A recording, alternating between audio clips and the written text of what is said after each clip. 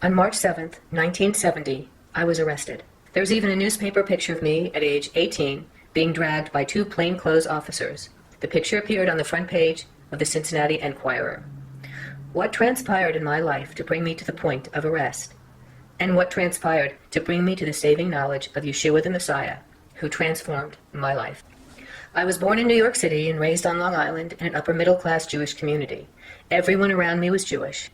Although my parents were not observant and actually professed to be atheists, they did want to instill in me a knowledge and appreciation of our Jewish heritage. So at the age of 5, I was sent to Sunday school on a weekly basis, and then a few years later, I began Hebrew school a few evenings a week at a Reformed temple. I loved my synagogue and I loved the classes. As I got older, I especially loved the class discussions on Jewish ethics and life's decisions in light of Jewish thought. We discussed ethical dilemmas and life's challenges, and I jumped right into the sometimes heated debates, loving the challenge that the dilemmas posed. I attended services from time to time, usually for a high holiday service. I felt reverent in the service and even thought that I might be feeling the presence of God. I was unable to articulate that sense of a divine presence, though, because I feared there might be something wrong with me. I was taught by my family that a spiritual realm did not exist. My Jewish identity was also shaped by the summer camp I attended. When I was 6 years old, like many Jews in the Northeast, I was sent to a sleepaway camp for 8 weeks. The camp had a kosher kitchen and held Shabbat services weekly. I flourished at camp, and it was there that I learned liturgy and fell in love with its beauty and deep meaning. By the time I turned 14, though, I was no longer interested in going to Hebrew school or summer camp. I volunteered at the Long Island Jewish Hospital and then in East Harlem tutoring at-risk elementary school students. I was searching for a way to make a difference in this world, as I had learned in my synagogue that Tikkun Olam, repairing the world, was a Jewish pursuit. This was the mid-1960s, and the peace movement to end the war in Vietnam was growing. I was fully immersed in the anti-war movement, going to peace marches and rallies, passing out flyers. As my high school years progressed and the war continued on, we became more and more frantic. I attended college in Cincinnati, Ohio. My goal, I thought, was to end the war. So when I met members of a political organization who had that same goal, I jumped right in and joined their ranks. One of the rallies I attended was an anti-war rally, and the plan for those attending was to spray paint the ROTC building. Each of us had been given a slogan to spray onto the building. I clearly remember thinking, "What in the world are you doing, Joyce? This is crazy." But I was too immature and too proud to know how to stop myself. However, God knew how to protect me. I opened my spray can, and the little nozzle broke off, making the can unworkable for me. I put down the damaged can and walked away from that protest, feeling deeply relieved that I did not participate in destroying federal property. That night, while studying in my dorm room, I received a phone call to come to the dorm office. There, I was met by 2 FBI agents and another man who I vaguely recognized. The FBI agents tried very hard to get me to admit that I spray painted the building. I could not admit to something I did not do. They then took the other man aside, and I could hear them telling this man to just say that he saw me spray painting. They thought that I had organized the demonstration. I also heard him say over and over, "Do not ask me to lie. I did not witness that girl doing anything wrong." I was very grateful that this man was so honest. I sincerely appreciated what he had done for me. His name was Gary Sweeten, and I learned shortly thereafter that he was the Associate Dean of Students, working on a PhD in psychology, and he was also a strong believer, and well known as such, on campus. I conducted weekly meetings and distributed literature often.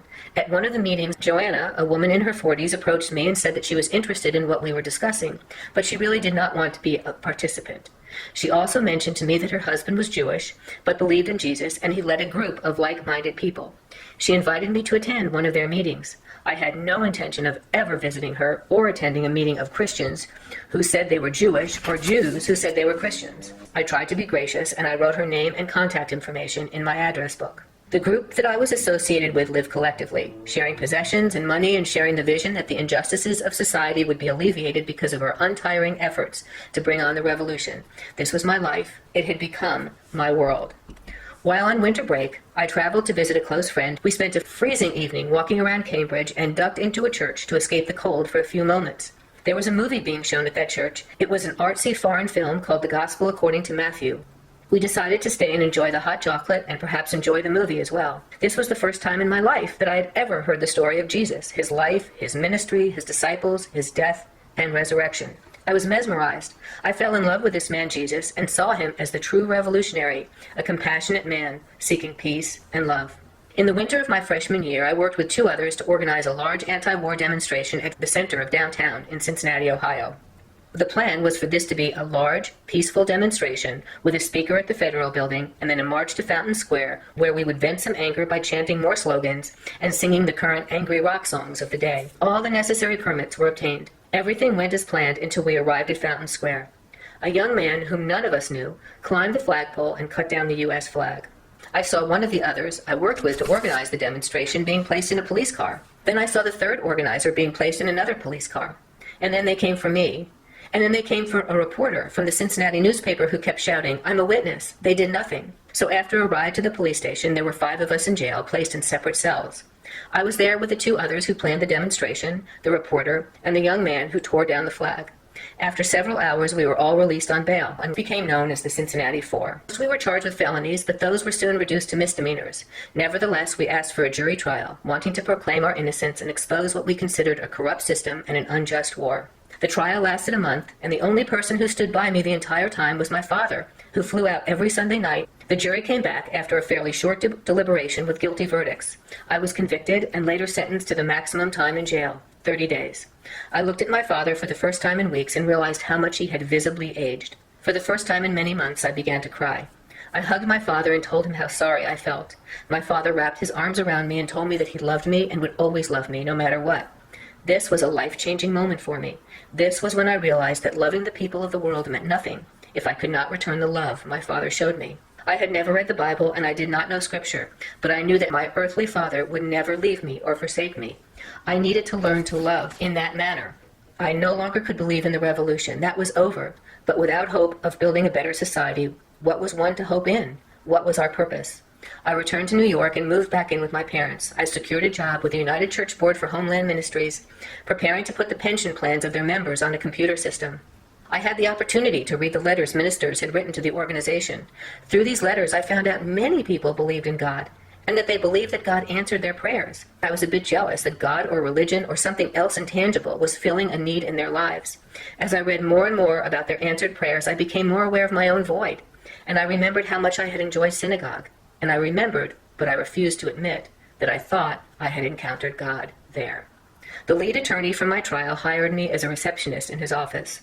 I was introduced to the new partner, and our working relationship soon turned into a friendship.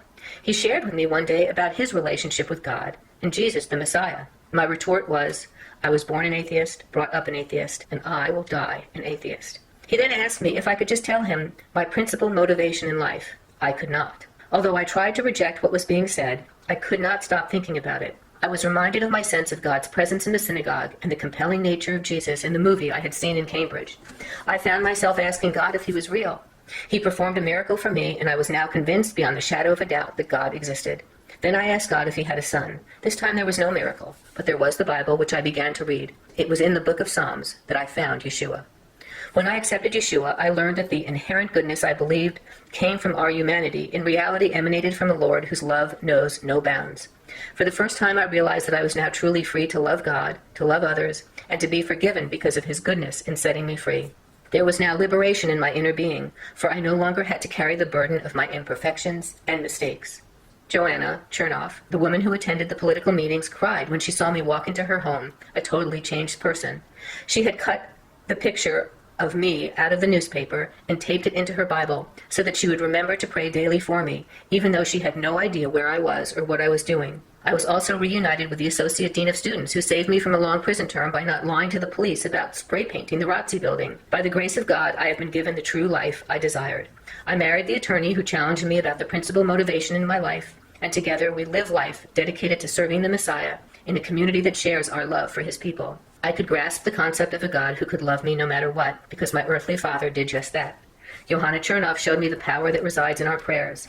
I knew that it was nothing short of a miracle that I, who had so shunned spiritual things, who believed that we as a united and strong people could solve the problems of hunger and poverty and war and build a just world, would eventually turn away from this political perspective and look deeper into a spiritual realm for answers. It took the obedience of one person who was asked by God to pray for me without ceasing. Her prayers triggered a series of events that eventuated in me discovering fulfillment, meaning, and purpose. Now I share that testimony with others who were and are in need of the love of God. Because of the power of prayer, I was able to find the truth. Please pray for those who God has put in your hearts. He does answer.